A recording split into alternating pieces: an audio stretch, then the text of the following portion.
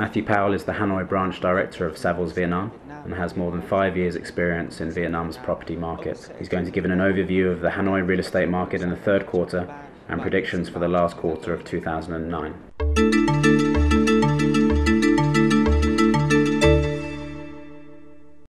Hanoi is certainly one of the, or if not the most promising city in Vietnam, in my opinion. Really, you have to compare it against Ho Chi Minh City, which has its own issues with supply and demand at the moment, and some price issues and various factors down there. Compared against other cities, secondary cities like Da Nang and Haiphong, it's obviously still way ahead. Hanoi is getting a lot of attention from international developers. There's a lot of local development. There's a lot of activity here. The local economy is still very strong, as the centre of government, and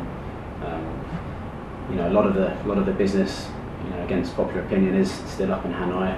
So a lot of the wealth creation is in the capital city, which in turn feeds the real estate market.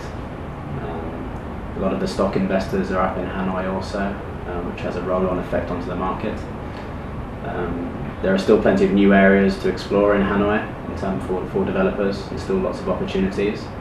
It's at a less advanced stage, let's say, in terms of development in Ho Chi Minh City. So there's still lots of opportunities for developers, individual buyers, and tenants alike. So we think Hanoi is the one to watch for the next year or so. Yeah.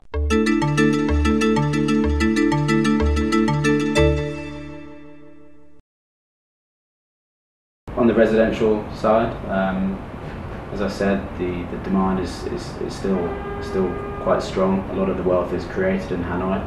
So in fact, with various projects in Ho Chi Minh City, we see a large proportion of Hanoi buyers buying in Ho Chi Minh City. So for good projects in Hanoi, there's certainly strong demand from local Hanoians and from surrounding provinces. So demand is quite strong. In the office market, we've seen demand pick up quite noticeably. Companies still believe in Vietnam and still operate in Hanoi, so they still have business requirements to fulfill. So demand for office space is certainly picking up. In the retail markets, again, there's not a huge amount of space, so demand from retailers and local distributors is still relatively strong. So Hanoi didn't get to a stage where it was too large to deal with yet. So business is still operating well here, and commerce is still operating, and things are still going. So demand has been quite strong. Yes.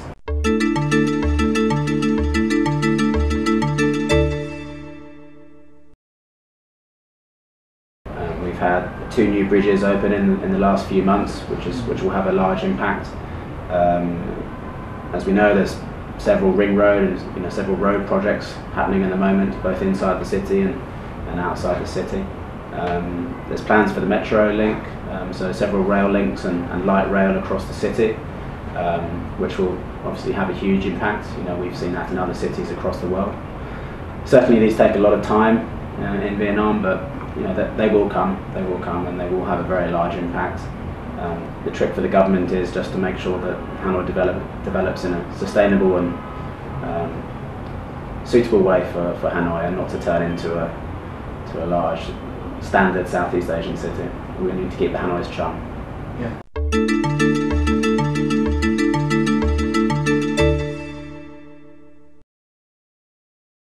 We're seeing a lot of development in the outer areas of the city, especially in the southwest, My Ding, and also getting into Ha Dong. So once Hanoi was expanded earlier this year, that had quite a big impact. So we've seen a lot of development start in that area. However, we're also seeing new areas come forward. So the north and east sides of the Red River, I think, will be a future trend in the coming years, especially in the Long Bien, Gia Lam, and Dong Ang areas. So, as I said earlier, that will follow the new infrastructure. So wherever the new infrastructure is going, that's when you can see the trends will come. The quality will improve. I think we've already seen the quality of all types of real estate improve. Developers and buyers are getting much more sophisticated in their demands. So we're seeing much better design, much better architecture, much better master planning, facilities, parking, etc. So we're generally seeing an increase in quality.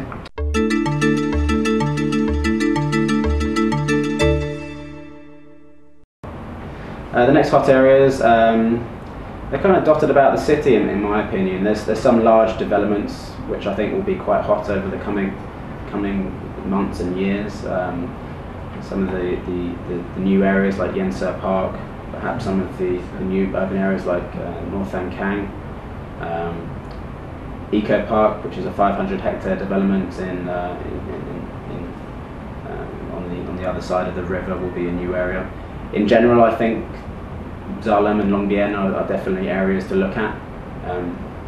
I keep quite a close eye on prices in that area because I live there, and demand and prices have gone up quite significantly. To me, it makes perfect sense because it's very close to the CBD. Once people overcome their difficulties and their perception with crossing the river, I think they won't mind so much about living so close to the CBD. So I think that's a new area to watch.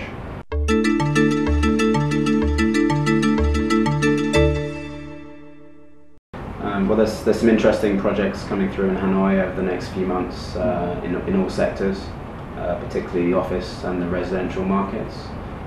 For office tenants, there's some good buildings in the CBD, particularly Sentinel Place on Lee Tai To Street, which is a boutique office building, and also Capital Tower, which is larger, on Tran Nguyen Dao Street, both good for international and good Vietnamese tenants.